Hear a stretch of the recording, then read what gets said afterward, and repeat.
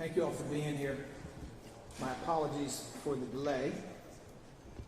We have some people who have been very, very affected by what occurred on the street. I was in the back consulting with them, and it took a minute. So thank you for your patience. I really appreciate it. We are here today to discuss a collaborative community response to Monday's mass shooting here in the King-Sessing community. This breaks down into several parts, but the essence of it is this. This is really not my time to talk and talk and talk. This is the time for a lot of other people who are affected by what occurred and who work to try to make it better now as much as they can and to try to make it better in the future.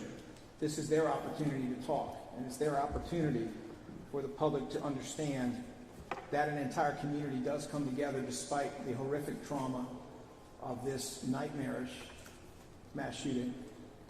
Someone back there, while we were getting ready, said the bullets don't care, but we do.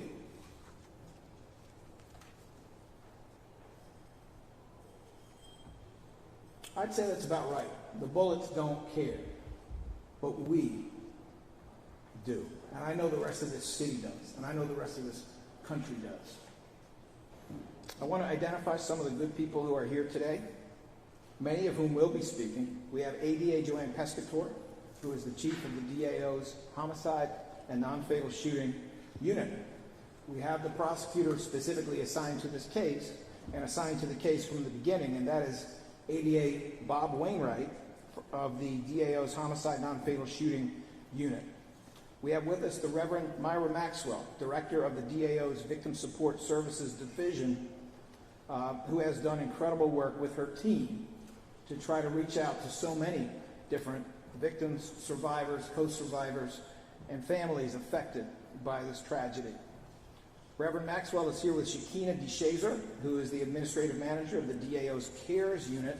Now, the CARES Unit is the subpart of the Victim Witness Unit in the DA's office that is specifically tasked with working intensively with the families of homicide victims in the first 45 days. Just imagine for a second what it's like when you can't afford the funeral, what it's like when you feel that you're endangered, what it's like when all that grief is crushing you and causing health problems in your family. Just imagine what it's like to try to deal with all the immediate logistics and simultaneously try to find a way in the future to address your own trauma. Well, that's the kind of work that is done by Reverend Maxwell, Shakina DeShazer, and we also have Shalyn Harris, who is a victim witness coordinator specifically working in our Homicide Non-Fatal Shooting Unit and specifically working on this particular case. Aunt Brown, Anthony Brown. Aunt Brown is here for ABRO, that's ABRO, which is an anti-gun violence organization that works in schools. As you may know, a lot of juveniles have been affected very directly and indirectly by this, and we appreciate his work, appreciate his being here. We have several members of the DAO's LGBTQ plus liaison group, some of whom are also victim witness coordinators, and they include Kelly Burkhart, who is a victim witness coordinator in the DA's office. In addition to filling this role, we have Asa Khalif. Mr. Khalif, frankly, I shouldn't have to introduce him. He should be so well known to many of you for his remarkable work as an activist and in many other ways. We also have the wonderful Sappho Fulton and Micah Thomas here on behalf of that group. Our Sheriff, Rochelle Bilal, is here. Senator Sharif Street of PA Senate District 3, who has done so much with his colleagues in the Senate to try to address issues of gun violence and issues of prevention around gun violence, is here. We have Dr. Zaf Qasim, that's Z-A-F, next name Qasim, Q-A-S-I-M, who is a medical doctor and emergency physician from Penn Presbyterian Medical Center. He is here with registered nurse Stephanie Horton, also works in emergency at Penn Presbyterian Medical Center, and both of these individuals have come here to tell you what it was like to treat many of the injured in the emergency room on the night that occurred, and to speak more generally about the reality that their everyday situation is gun violence victims coming in for years. Dr. Kasem has been doing this work at Penn Presbyterian for 8 years, but he has been a doctor for 22 years. We have with us Vofi Jabate, who is the executive director of ACANA, that's A-C-A-N-A. ACANA is the Africa Cultural Alliance of North America. The offices of ACANA are very close to where this incident occurred, and Vofi is very well known. Some call him the mayor up here, the mayor of that neighborhood anyway. Vofi is very well known and played an important role here in assisting the DA's office in reference to one of the homicide victims, who is the son of an immigrant from Africa. He is present. We have Reverend W. Lonnie Herndon, senior pastor of the Church of Christian Compassion, who has collaborated with us many times, and among other things, is providing assistance to one of the families to deal with one of the most traumatic aspects of the aftermath of the shooting. We have Imam Kenneth Noordin of the Philadelphia Masjid, whose anti-gun violence work is constant. We have the Reverend Dr. Sean James, senior pastor here at the Salt and Light Church, which is our host. In the back at this time, we also have Josephine Wama, and we have Jasmine Wama, who are the two sisters of one of the homicide victims. If they are able, they will be speaking today. And if they are not able, you will understand the reality of what they're up against. So let me just say a couple words, because it really should only be a couple words before we hear more from community. As many of you are aware, there were a lot of people who came to the scene of this crime yesterday within several hours of the shooting itself. My office at that time had fully deployed our CARES team, our victim witness coordinators team, who immediately got in contact with the families of all of the victims of this shooting, with the exception of the one young man who had not been identified at the time. As soon as he was identified, they kicked into gear to address that.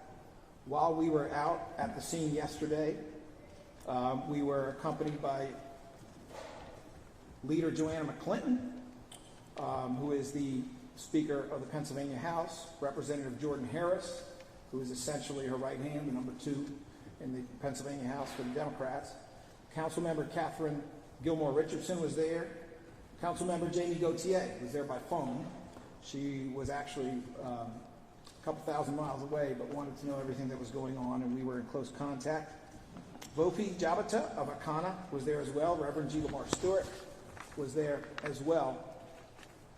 And we were all struck by many things, but just one of those things was the bicycle, which is still there. I don't know if you saw it, but right at the corner where this all went down yesterday, 24 hours ago, actually 28 hours ago, there was a small bicycle, looked like a child's bicycle, which was sitting on that corner. And we were informed by some people who were there that that bicycle was dropped by someone, I presume a child, during the shooting. Hours later, nobody had touched it.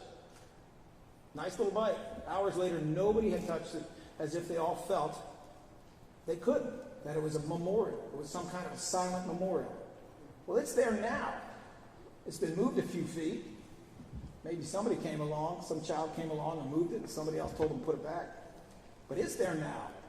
And I think that fact, the desolation on those streets, the absence of cars, the absence of people, the curtains closed, the doors locked in that neighborhood, and also the comments from neighbors, the ones who did come out, about how close they themselves came to being shot and killed. Thank goodness I didn't go get that bag out of my trunk right then, because those are the kinds of things that we heard.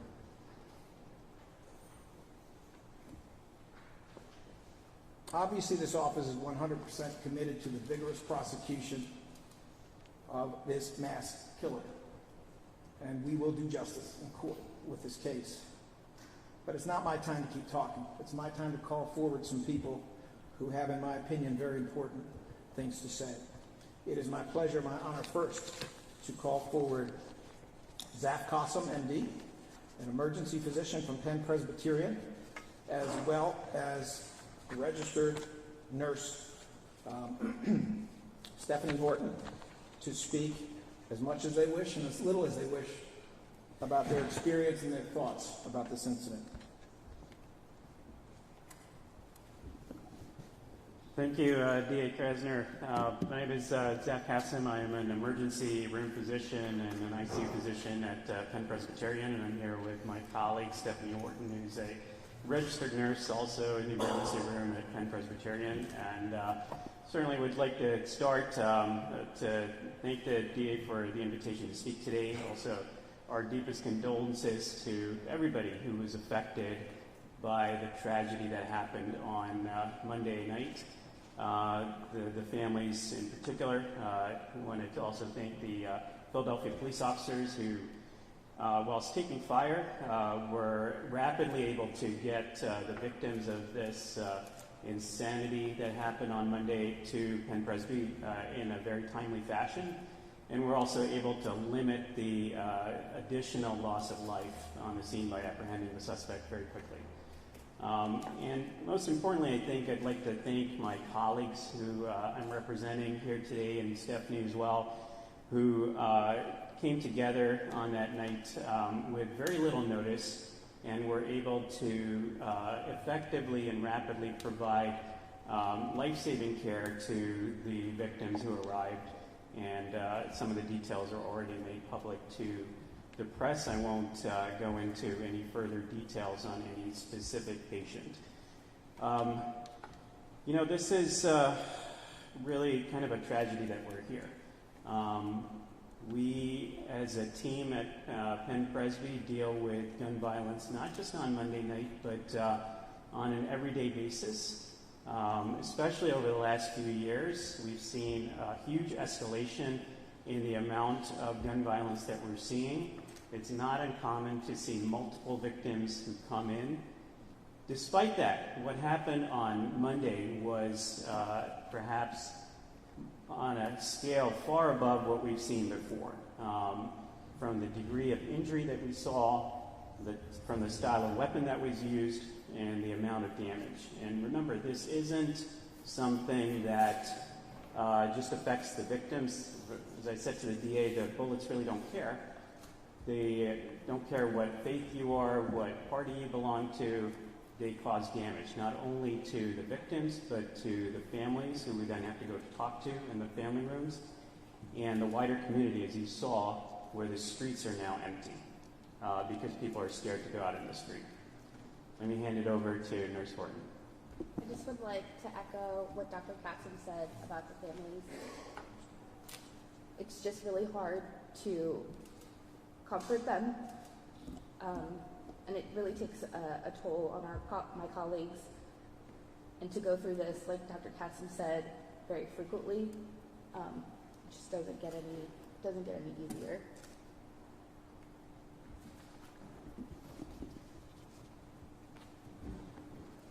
Thank you for that. Thank you for the work you do. And thank you for highlighting what the police went through with this horrifying incident where they were the ones scooping up victims with no cover while shots were ringing out, and then working all night, and then coming back with no sleep or almost no sleep the next day.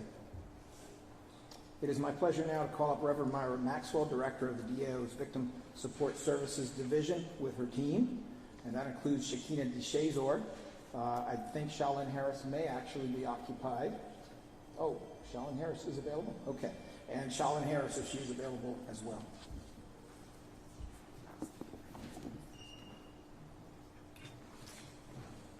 Thank you, DA Krasner. First, I'd like to say on behalf of our Victim Support Services Division, we'd like to also offer our condolences to the family members who tragically had their loved ones taken from them through this incident, as well as those who are survivors of this horrible event that happened to us. I want to just kind of move past what Dr. Qasim said, that they're working at the hospital, but our CARES unit is actually following up in the immediate aftermath of a homicide tragedy. So our teams are activated by our manager, who's not up here with me, but she is in the audience.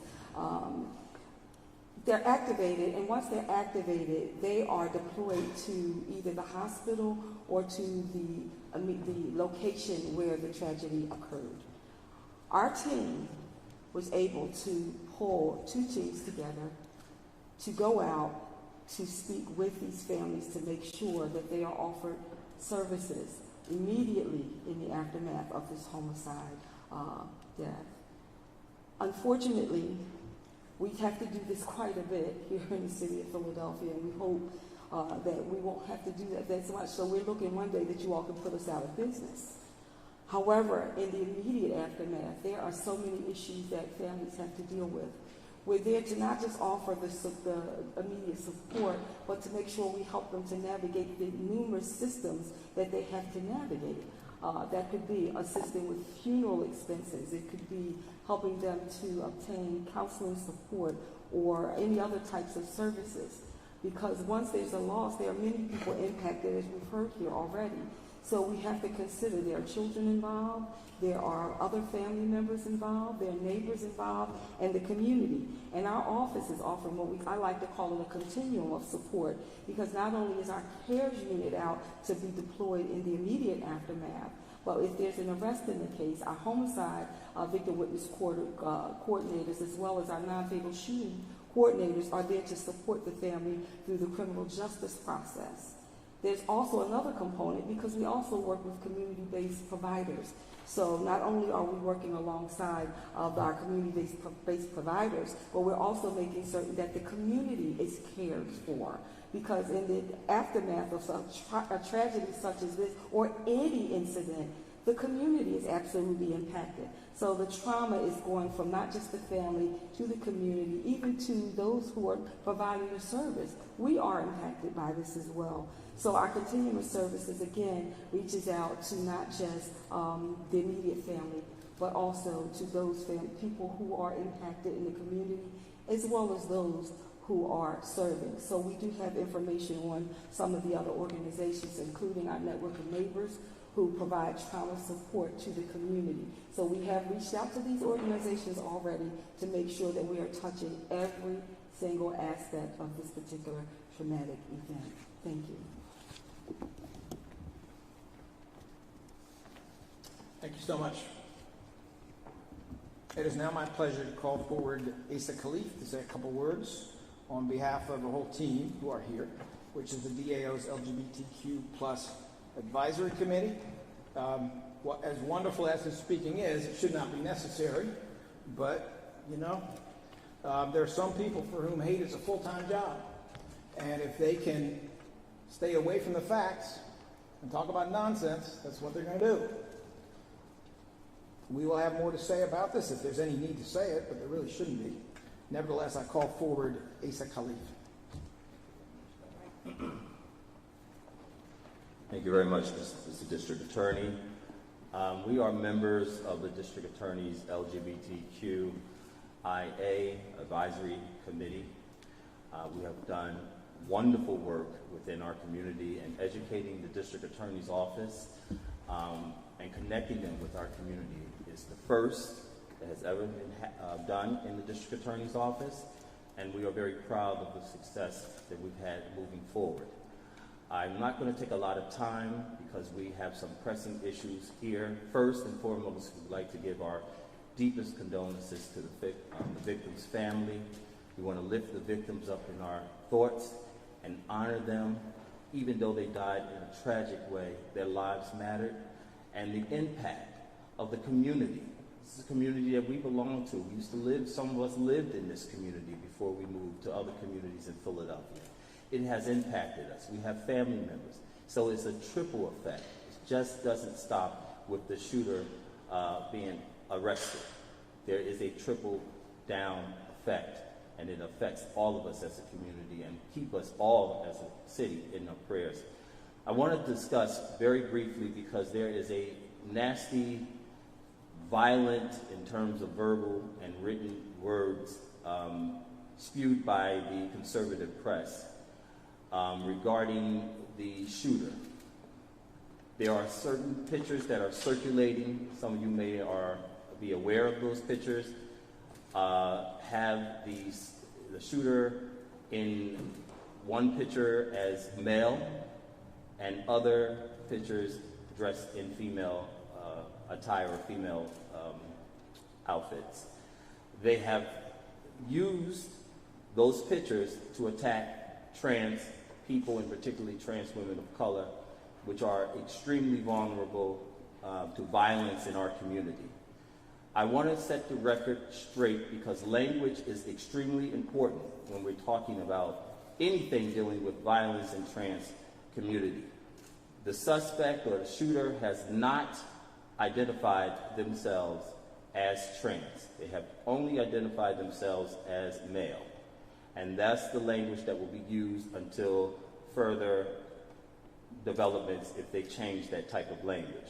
But the language that is spewed out by the conservative press is violent and is dangerous and is targeting trans women of color. It's rallying the community to be violent. And we're better than that. We're better than that. We have our trans women and our trans men living in these communities, working, thriving in the communities. They are not killers. They are the most vulnerable to violence. They want to live their lives, and they have every right to do so. And we will not allow conservative bigots to use that type of language to attack trans people. This is about someone who used violence to hurt and harm our city and our community. And I'm sure they will be punished to the fullest extent of the law. But we will not allow trans women, and trans women in particularly trans women of color, to be the scapegoat for bigots. There is no room for that. We will not allow it. Thank you.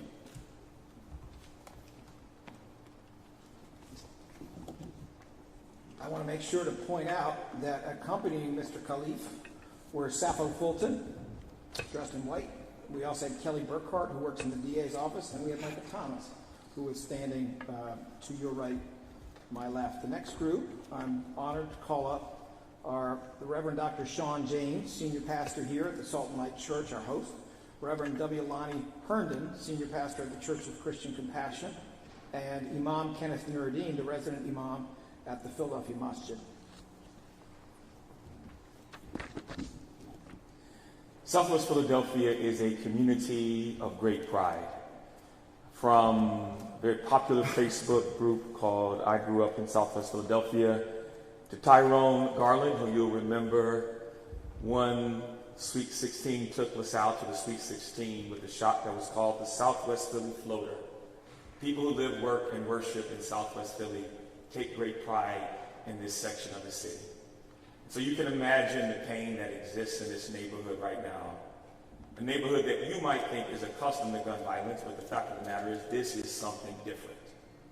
What is not different, however, is the response of the neighbors and the friends and the clergy, women and men of this community in this situation. And so I want to invite everyone this evening back here to Salt and Light.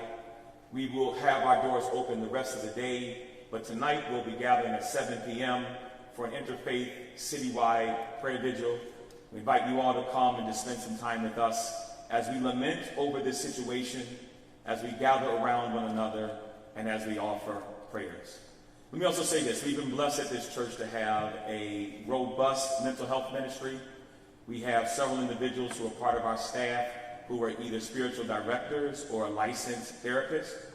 And that is a ministry that is at no cost to anyone. You do not have to be a member of the church.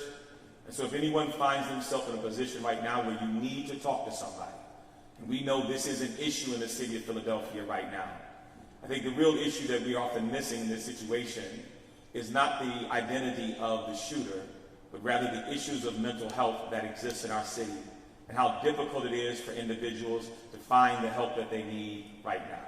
And so if you or someone you love or a child that is in your care needs to talk to someone right now, the doors of the church are open, and we would love for you to bring that person by here that we can minister to them. Again, we are gathered under circumstances which are very acute, and when we have acute problems, all labels are put aside because humans are involved. And we see the response of the first responders, whether they're in law enforcement, criminal justice, or the health professionals. The job that they do is second to none, and it's very thorough. But I would like to speak to the community and remind us we are the second responders, meaning we have to come in and deal with the chronic conditions. So just as the first responders do their job well, they can only respond to acute issues. The chronic condition is something that all of us have to respond to, and we have to commit ourselves and dedicate our efforts in that capacity. Thank you. Again, our thoughts and prayers go towards the families affected by this terrible tragedy. But I thank the DA's office always for putting their finger on the pulse of bringing faith leaders and community leaders together to help our community heal. There's a great quote that says, "We do not heal in isolation. We heal in community." And tonight, join us at 7 p.m. as we spend some time walking this neighborhood, praying for this neighborhood, and helping this community to heal. Thank you.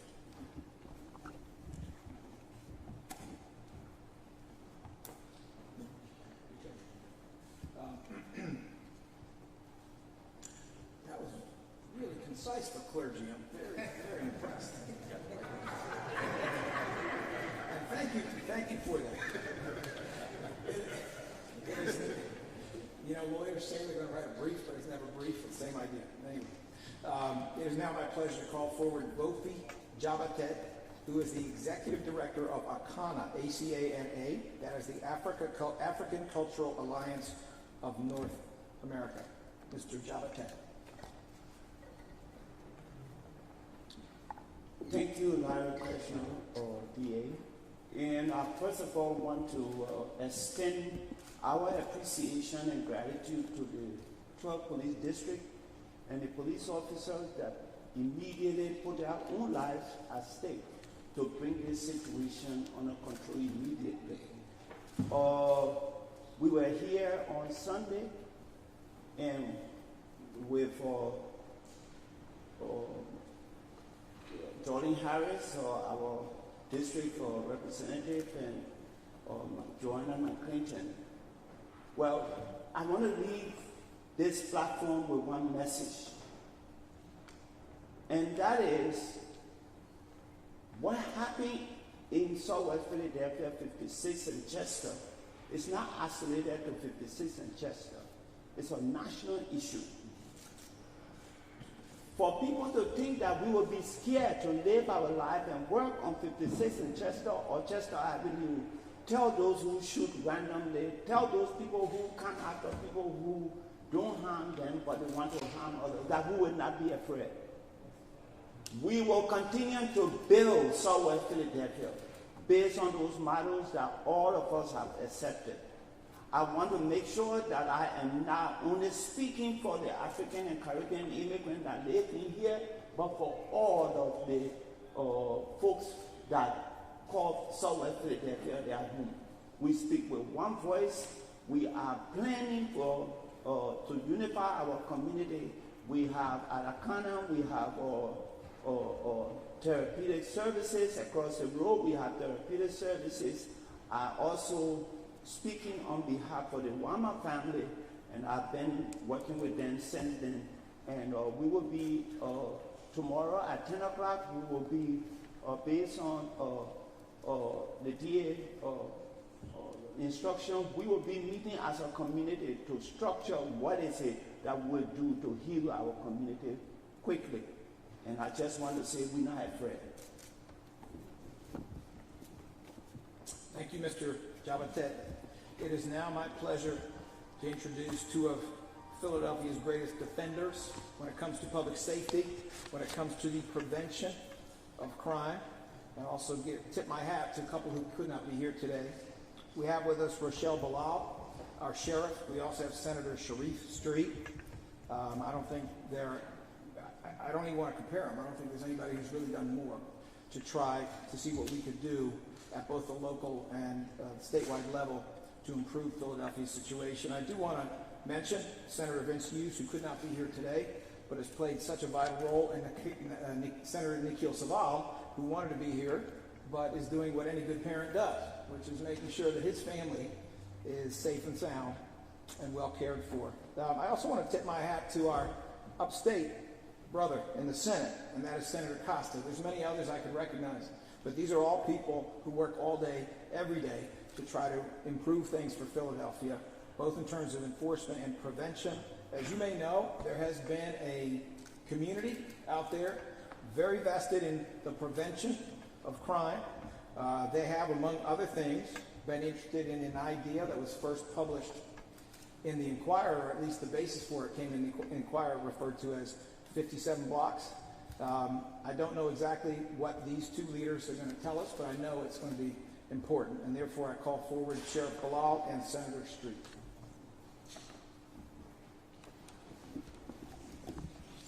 Good afternoon.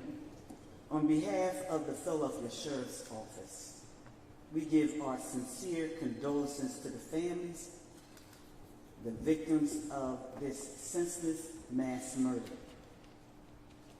With that, we are even more concerned over disturbing messages found on the assailant's social media page. Let me congratulate those Philadelphia police officers and the Philadelphia Department, my colleagues, who did a superb job in making sure that assaultant was captured. We don't have to put a warrant out for that one. That one's in custody. And I want to thank them for the work that they've done. Let us use this opportunity to re-examine social media posts. We may see that mentions harming someone or suggest extreme activities. If you know this person or see a post that raises a red flag, you have to speak up and call the authorities immediately. This is our business, and we can't afford to stay silent. They are letting people know what they are about to do, and that is on all of us, to not sit silent when you see these type of posters that is threatening to harm us, harm our communities, harm our children, harm somebody in society. We have to take a part in this. As the investigation continues, we ask for the community's assistance to call and report suspicious activity, unlawful gun purchase, and anything that poses a threat to you and your family. We need your help.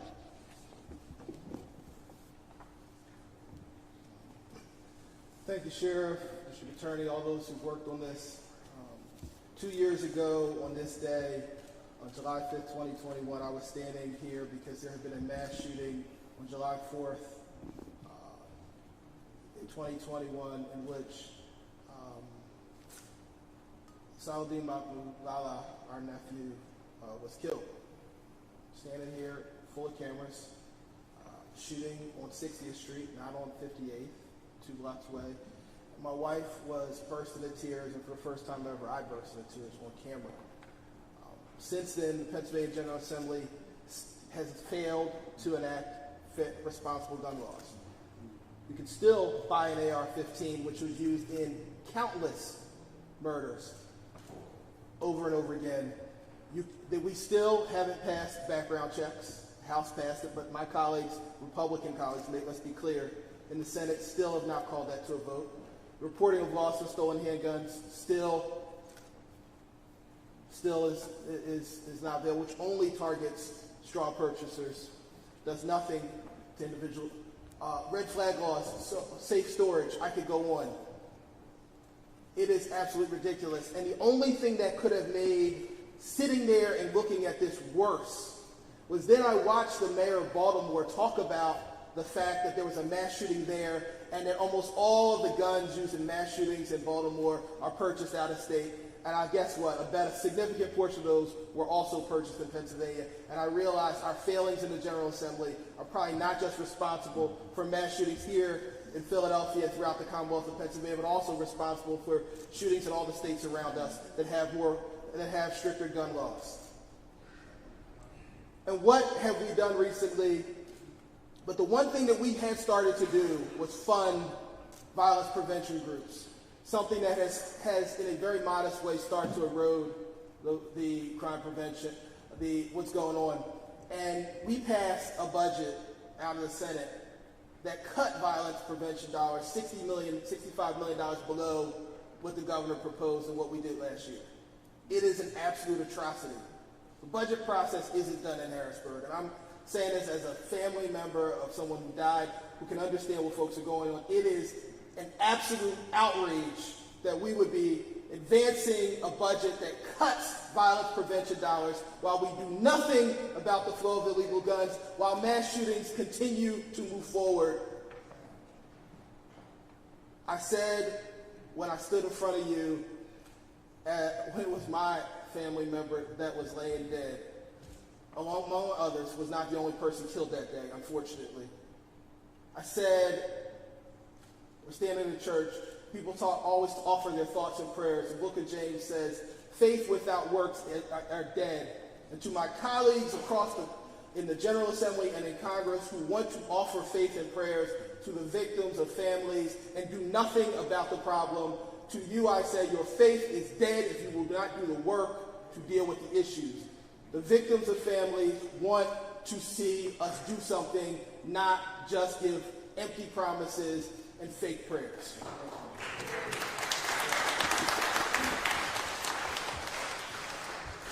Thank you so much, Sheriff, and thank you for your passionate words, Senator Street. It is now my opportunity and pleasure to call up ADA Joanne Pescator, the Chief of the Homicide Non-Fatal Shooting Unit, who supervises ADA Bob Wainwright, the prosecutor who has had this case from the beginning, and I expect will have this case until the end. They will be providing specific information about the case. If you have any questions, please hold them. We are going to make sure that you all have an opportunity to ask questions when we get to the question and answer phase. There will be a couple speakers speaking together after ADA Pescator and Bob Wainwright, so I appreciate your patience. Good afternoon, everyone. My name is Bob Wainwright. I'm the Assistant District Attorney assigned to the case. Good afternoon, Joanne Pescator. I am the Chief of the Homicide Non-Fatal Shooting Unit in the Philadelphia District Attorney's Office. And I just want to start off by stating what others before me have said. My condolences go out to the families of the 5 murder victims. Lashid Merritt, who's 20, Daimir Stanton, who is 29, Ralph Morales, who is 59, Dejon Brown, who's only 15, and Joseph Wama Jr., who is 31. I also like to send my condolences to the family members who were hurt and survived. Ms. Brown, Octavia Brown, who was driving in a car with 3 of her children. She suffered a serious injury to her eye from glass. Her twin boys in the back seat, one of them suffered injury from the glass, and the other suffered gunshot wounds to his leg. And her 10-year-old daughter, who was not struck, thankfully, but was in the passenger seat next to her, as well as the surviving complainant, the one person who was struck by bullets, who was not in that car, who survived, who was only 13 years old. I'll just, the defendant in this case had an AR-15 assault rifle, and as it's been said already, I mean, the police work on this case was just absolutely incredible from the very beginning. The fact that they cornered this defendant before he could take more lives is absolutely remarkable and showed incredible bravery by the police officers. And then I got a phone call from ADA Pescator, my boss, shortly after the incident, saying that this was going to be coming down the pipeline and to just be ready. And then I got a phone call later that night after midnight by Detective Scally, who's not the assigned, but Detective Scally is an amazing detective in Philadelphia, and he was drafting the search warrants both for the defendant's home and also the home of the Joseph Wama, who had been found after the other 4 decedents had been already found and the scene had been processed. And then the assigned detective, Detective Orlando Ortiz, who I've had the fortune of working with before, who's an amazing detective as well. And I just am thankful that we've got such great detectives and police in the city.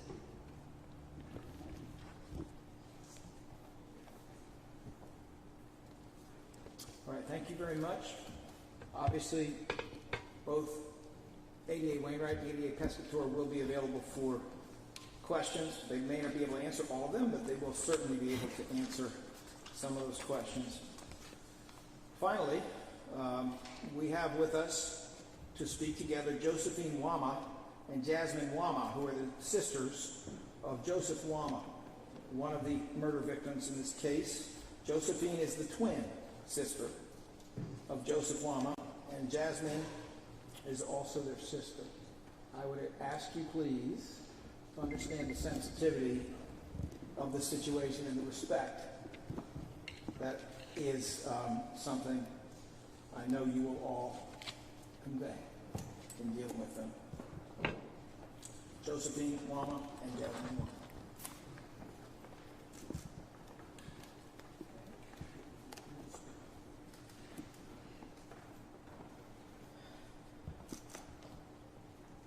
So, I just honestly still can't believe that he's gone.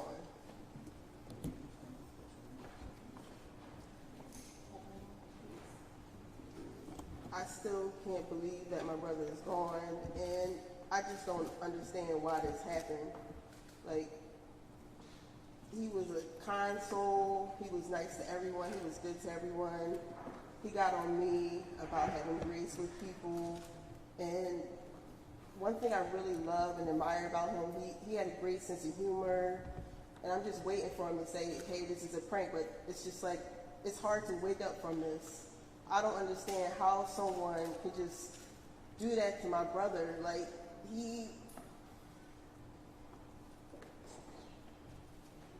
I really love him. And the fact that you did this to us, like, for your own agenda, for your own reason, it's just really pissing me off.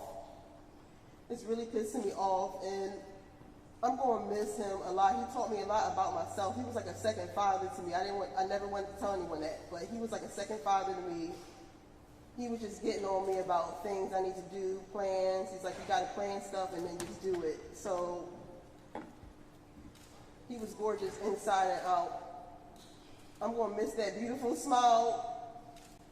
I really am. He had the best hugs. And he took care of his family. He had the worst cooking. He tried his best, okay, but he put his passion into it. And I just feel like with his cooking, we still ate it because he tried, and it's just like he couldn't cook, but he could sketch his butt off. He can like draw you right now all in this room with just a pen or a pencil and a piece of paper and just draw every detail of your face. Like, it's just, he was very, very artistic, okay? When I say a lot of these famous painters, designers, he will be just past Van Gogh, I'm sorry. Nothing on my brother. Like, I'm going to find his artwork and just share it to the world for him on his behalf. And I know that he would want me to do that, so I'm going to find his artwork, all his talents and gifts, and I'm going to share it to the world. And I'm going to make sure that I tribute it just to him, because if you see his sketches and everything, like, there's nobody else that can like draw him, and it was like so detail oriented, it was so passionate, it was so rooted and down to earth that it was just spiritual. You could feel all the energy, everything that he's saying in his body, you could feel it on top of the canvas. That's how deep it was, not just like, oh, I want to be artists. Like, you could feel this man's emotions in every stroke of the paintbrush that he puts on the canvas. Like, and he loved Creed. He loved each and every 1, 2, and 3. Those scary movies. Yeah, he was obsessed with Creed. Like, he was Pictures, an actor in videos. Creed, too. He's one of the extra actors, and it's just like, he even drew Michael B. Jordan. He drew him so well, and my Aunt Gloria, she came in the room and she cried because she felt that emotion that he felt when he painted that canvas. Like, that's a true artist right there. He was very smart. He had a degree in psychology from Chestnut Hill College. Like, he was just amazing. Like, a jerk sometimes to me. I'm waiting for him to get on my nerves. Like, I'm just not, like, here right now. Like, I'm just not understanding that he's gone. I'm just really pissed off. Like, why did you have to do this to my brother? You took him away. You took an angel away from us. Why don't you take yourself away, Jasmine? Why don't you just kill your fucking self? I had a nervous breakdown this morning. You shot yourself, Jasmine. Just try to calm down. I know it's hard. I had nothing but anger. It's nothing but anger. I'm sorry.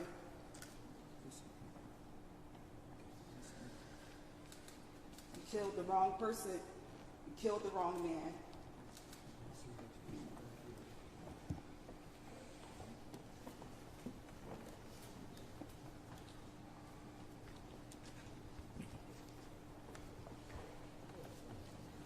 All right. Thank you so much for your comments. The first speaker was Josephine Wama, the twin sister of Joseph Wama Jr. The second was Jasmine Wama, also their sister. We are open to questions and answers here. Obviously, within bounds. This is an ongoing investigation. The topic is not everything else. The topic is what we have been discussing today. The district attorney, the inquiry was before that he told police somehow that he was trying Mr. Cole, first of all, I want you to know how much I respect you as a journalist. I really do. But if you don't mind, I would like to go from one side of the room to the other so we make sure that every journalist gets covered. We will, of course, give you your opportunity. So I would never cut off, because that is what we usually do. Let's start on this side of the room. Are there any journalists who have questions? DA Krasner? Yes. Yes, please. Can you identify yourself, please?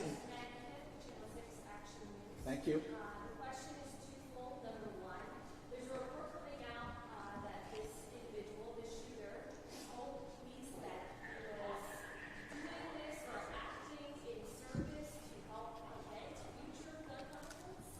Can you speak to that at all, the motive behind the shooting? Secondly, Sheriff Bilal mentioned social media posts that may have indicated that something was on the radar with this person before the shooting took place. Can you address what those posts are about? And Sheriff Bilal mentioned if you see something online, but how can that really be policed? Okay, so that I understand, Ms. Kent, your second question is about social media. We're not going to comment on social media at this time because the investigation is ongoing, especially with reference to any thinking or any motive that may have been behind what we all recognize now was essentially a random shooting. It was a shooting of people that the defendant did not know, and it was a shooting of people who in many cases did not even know each other, despite being from the same neighborhood. So given the ongoing nature, we're not going to talk about social media. I have to apologize. Can you ask me the first part of the question again? The first part of the question is there's a report coming out now that this individual, the shooter, told investigators that this was part of a larger plan to help prevent gun violence in some capacity. Was China like on gun violence? We're not going to comment on all the specifics of the investigation. Certainly, a number of news outlets have raised the possibility that there may be mental health issues. If there are mental health issues, those are normally addressed by expert examinations that are ordered by the court during the course of a prosecution. That has not been ordered yet, although I expect that it will be. Is there another question on this side? Yes, sir. Tell us what was found during the search. And Mr. Petrillo, can you identify your outlet? Matt Petrillo, CBS News Philadelphia. Can you tell us what was found during the search of his home? I'm going to defer, I do know, but I'm going to defer to ADA Pescator and ADA Wainwright to answer that, to the extent they can. You mean the search of the defendant's home? There was a .380 caliber handgun. There was also ammunition, .223 ammunition. There were live rounds that matched the ammunition found at the scene. The 42. Actually, the main scene was 42 FCCs of .223, and then there were additional FCCs located at Mr. Wama's residence later on. In addition, there was a will that was dated June 23rd in the defendant's handwriting.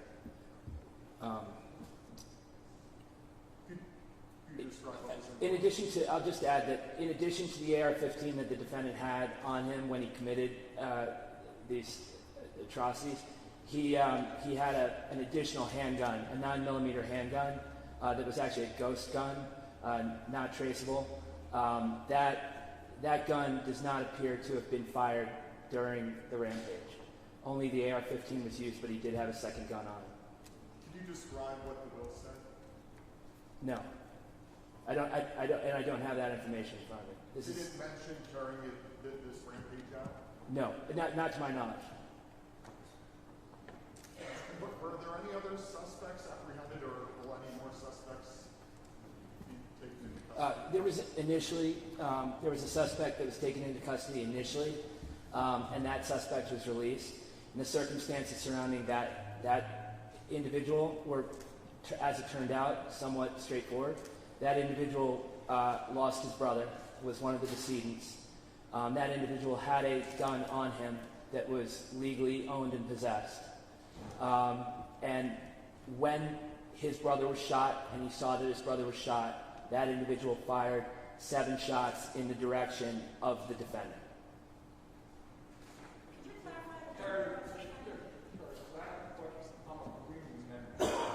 Sir, can you Sir, can you hold on? I will make sure we get to talk to you. I appreciate it. Thank you.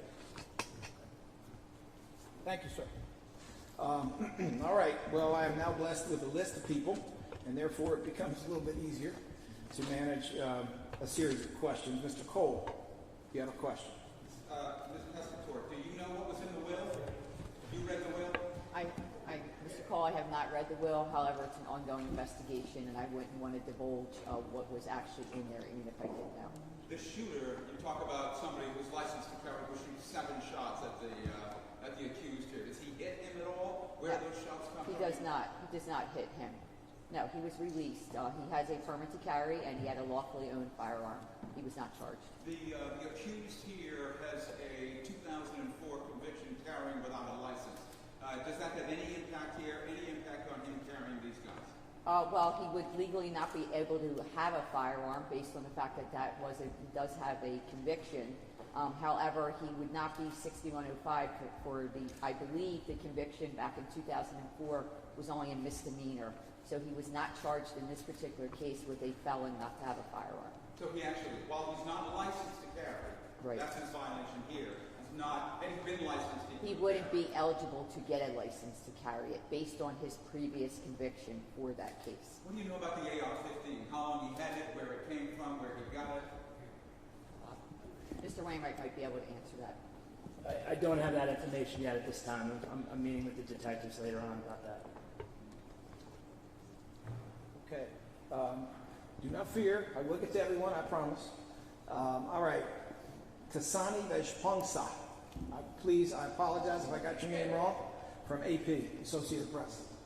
Oh, Do you have any questions? Or? No, I didn't. No questions? Okay, thank you. Adam Fox from CBS 3. Adam Fox? I'm the member. Okay. I think you're reading the list of the crew member. Oh, okay. Well, let me just make sure I don't miss anybody. If you don't have a question, just feel free to say no questions. Kenyatta Henderson, Fox 29. No questions. All right, thank you. Bruce Ryan, NBC 10. Okay, very good. Well, in that case, let us go to Rosemary Connors with NBC 10. Thanks. And my questions are for either ADA Pescatore or ADA Wainwright. Can you speak at all to the motive in this case and perhaps any planning or premeditation that you may have discovered upon the search of his home or in your investigation thus far? I don't want to speak on any motive. However, I just want to echo what Sheriff Palau said.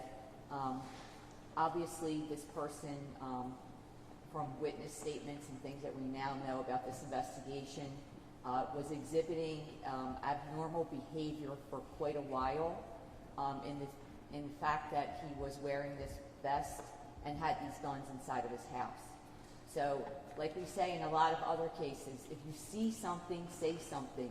There were other people living in that house that observed his behavior. I just think that maybe if somebody had called or gotten some kind of help for that particular person, this could have been avoided. What did they think was going on? I mean, you say they observed this abnormal behavior.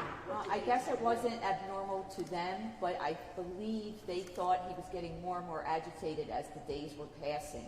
And their way of dealing with it was just to avoid it and not interfere with him, even though they all lived in the same house. Did they describe him as perhaps mentally unstable? No, nobody described him as such. It was just that was the norm for him, wearing this vest and having guns in the house.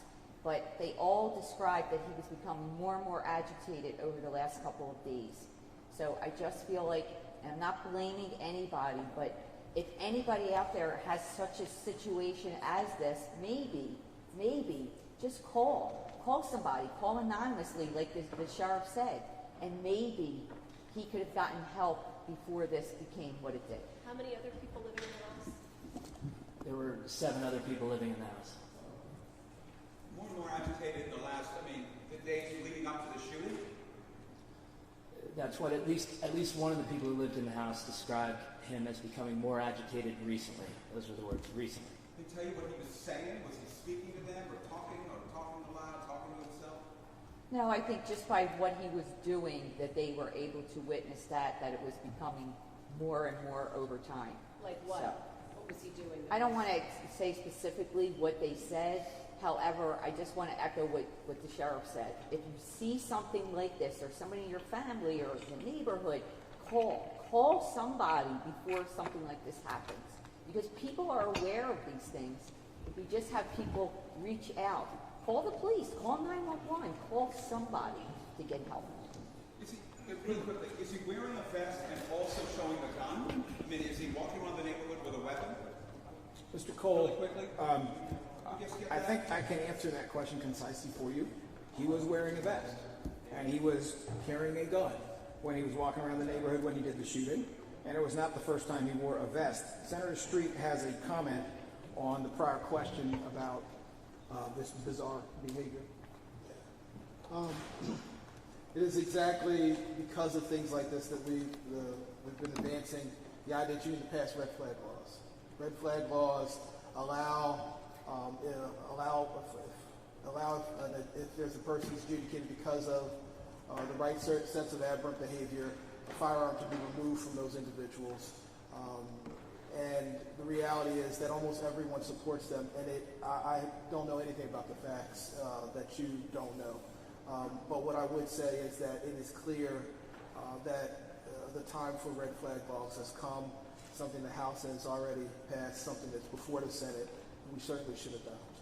But Senator, no one called. What they're saying is no one called. The red flag law is no good unless you're alerted to it. True, but had they called, part of why people don't call is we're limited in what can actually happen. And to call and say, this person is acting in an aberrant way, and then they still keep the gun. Well, I live in North Philadelphia. People ain't calling unless they think there's going to be a result based on their calling. And so right now in Pennsylvania, we don't have all the tools that are in place that would incentivize people to want to make that call. Thank you, Senator. We have Eric Carbonara, Tom Upton of NBC National. Do you have any questions? I'll take that as a no. Let me see. Cristel Mora, Telemundo. Hi.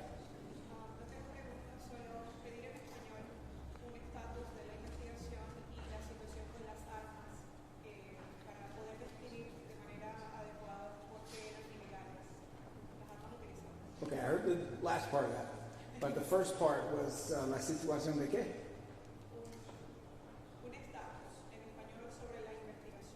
Okay, el estatus.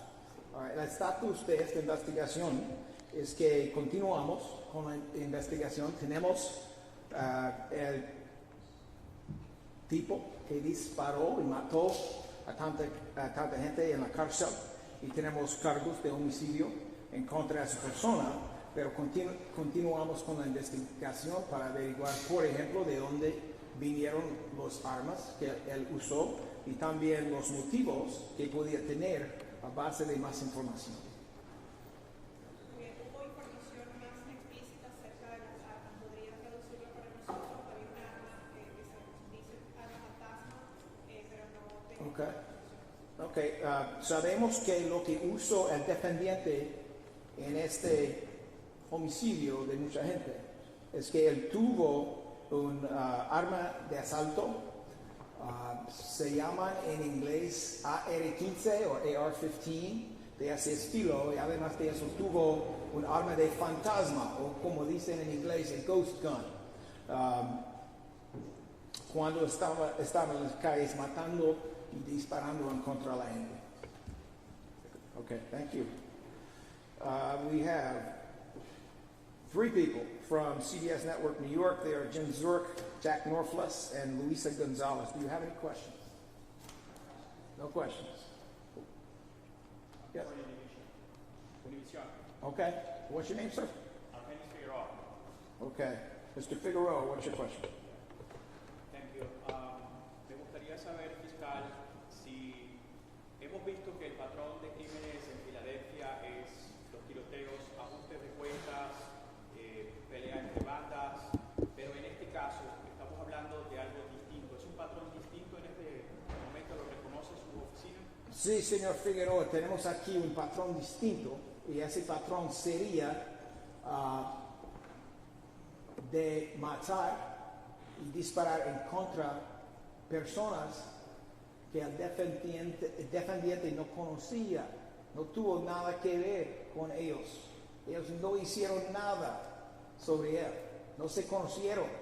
Y igualmente, las víctimas no se conocieron. De ese modo es distinta de los tiroteos que vemos que pasan entre 2 grupos que están de alguna moda luchando. ¿Algún comentario que tenga que decir sobre la reunión que va a tener esta tarde el alcalde con otra personalidad que van a hacer una nueva introducción de un litigio para controlar la violencia armada, tratar de controlarla?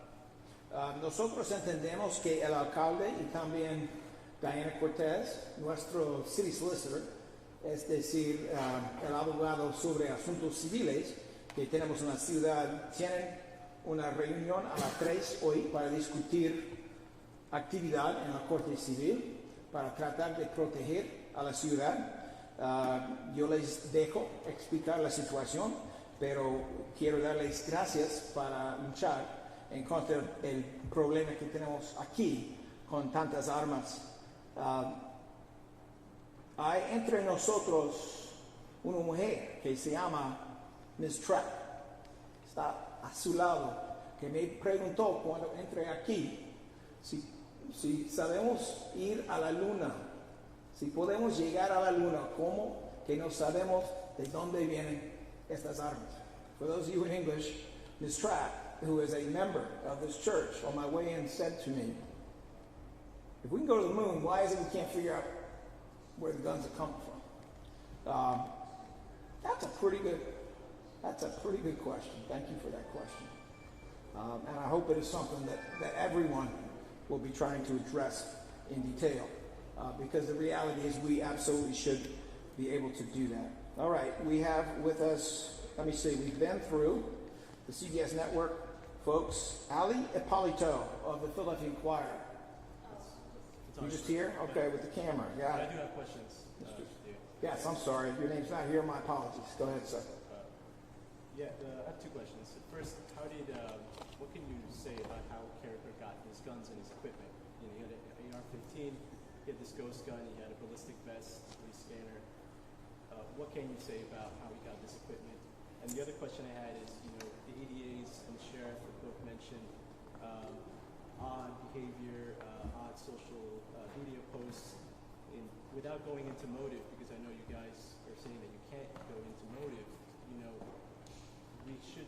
are there any examples that you can give of some of this odd, agitated behavior? Particularly because the public is being asked to, see something, say something. So what are some examples that people should be on the lookout for, and examples that this particular perpetrator did? Unfortunately, there's very little that we can say on this. The investigation around the source of the guns is not complete. It's not that I know and I'm not telling you. It's that it's not complete. And, the reality is that everything about his record suggests that these were obtained illegally, and needless to say, ghost guns cannot be bought from a legitimate source. The parts are sourced and then they're put together, and the minute they're put together, they are almost always used for criminal purposes. Do you have a printer or anything like that at home? I'm not in a position to comment on that. I can inquire of Bob Wainwright, and I can inquire of Joanne Pescator in a moment. As for social media or reports about bizarre behavior, we're not prepared to get into that until we're confident that reports about the bizarre behavior are accurate and correct. But certainly there are reasons to be concerned that there was behavior here that, if we had proper gun laws in this state, might have created a pathway for people to make that report before it got to this point. I'm going to invite up ADA Pescator and ADA Wainwright to talk about the question of source of the guns and whether or not there was a 3D printer. Well, the source of the guns, as I mentioned earlier, I'm going to be following up with the detectives on that. I don't have that information at this time. In terms of what else was recovered from the home, I went through a few things that I know of, but again, this investigation and the search warrant was executed by the assigned detective along with other detectives, and we're going to go through everything that was recovered, in addition to the few things that I mentioned earlier that I know were recovered. But to your question about for the ghost gun, I don't know the answer to that. All right. Did I miss any other journalists? Scoop USA, sir. Scoop USA. Yes, sir. Last question. The same news cycle that we're all hearing this afternoon is the same news cycle that we reported that the city of Philadelphia issued for about the results of the $13 million for the investment in gun violence programs. Do you think the timing of that particular news item was appropriate in regard to what we saw here this afternoon? Well, I don't particularly want to comment on that. I don't know if there's someone else here who does. Senator? No euphoria in government about crime prevention dollars. We need more. Certainly is good that we've advanced some. The budget cuts that have apparently been proposed are not good. And I think it is ill-placed to say that there is euphoria about what's going on. Certainly, people are happy that some of the money that has been invested has had some positive results. There's too much shooting, there's too much violence, there's much work to be done. President D.A. Krasner, would you be willing to correct that statement that you put out this morning? I'm sorry, would I be willing to correct what? Would you be willing to correct the statement that the city has put out this morning about there being so much satisfaction in the results of $13 million investment in gun violence? It's not my position to correct statements that are made by the mayor, nor is it his position to correct mine. I can tell you, though, that there's a press conference happening at 3 o'clock, and perhaps that's a question that could be addressed to him. All right, I thank you all for being here. There are a few of you who are not regular press who had a couple of questions. There's a gentleman over here who wanted to ask me a question. He's a member of this congregation. I will stay late, see what I can do. And I know that Ms. Trapp, who had that wonderful question, would like to say a word. So for those of you in the media who got to go, I understand. And for those of you here who got to go, I understand. But I am going to give Ms. Trapp a chance to make the last word.